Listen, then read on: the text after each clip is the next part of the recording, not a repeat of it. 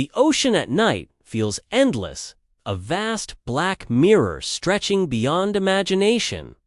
And on those silent waters floated the Astrid Queen, a magnificent luxury cruise ship promising paradise to thousands who stepped aboard.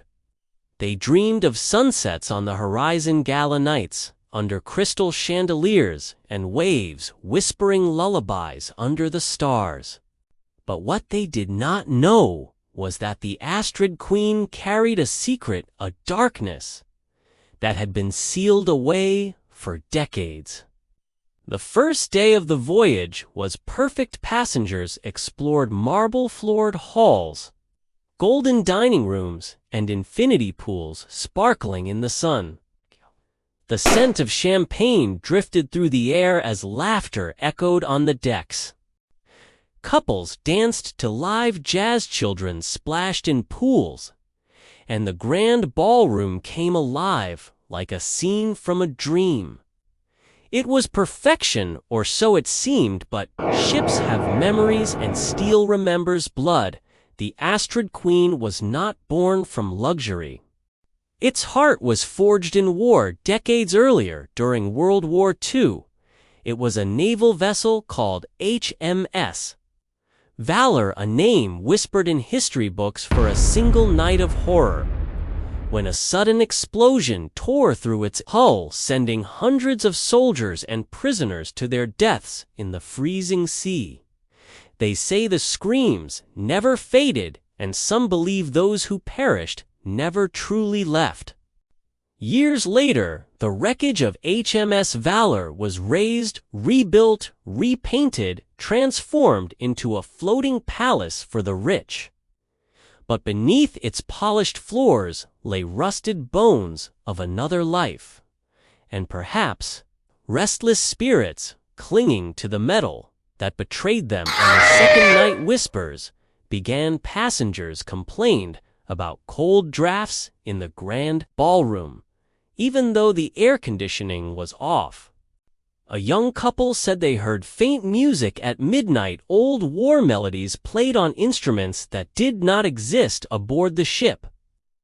The crew dismissed it as imagination, yet unease crept in like fog. A security officer named Danyo was the first to see something strange.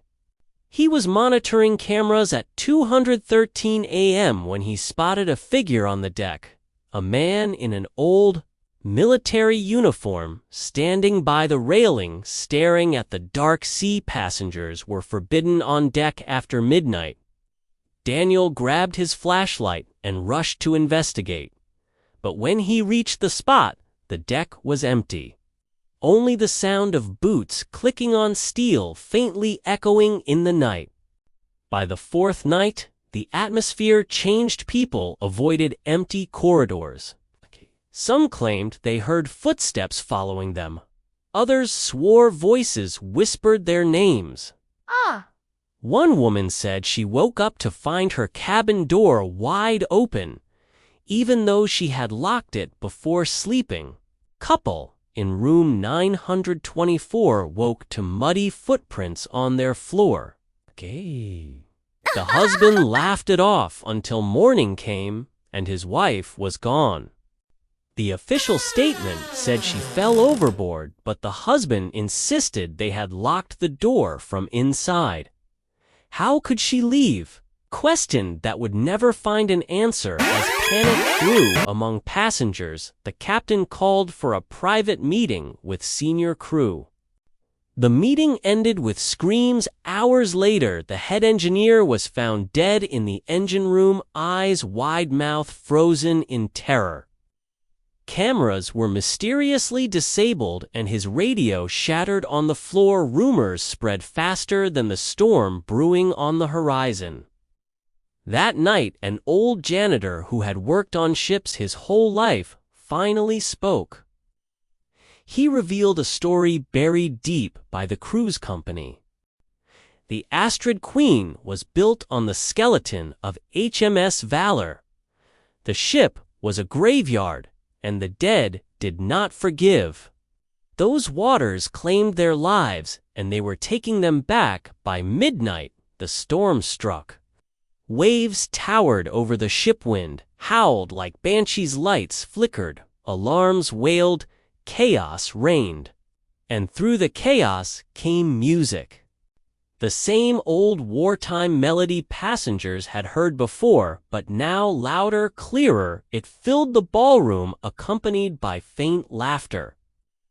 Passengers fled toward lifeboats, but some froze in terror. They saw figures waiting inside, men in uniforms, women in vintage gowns, silhouettes smiling and waving, beckoning them closer.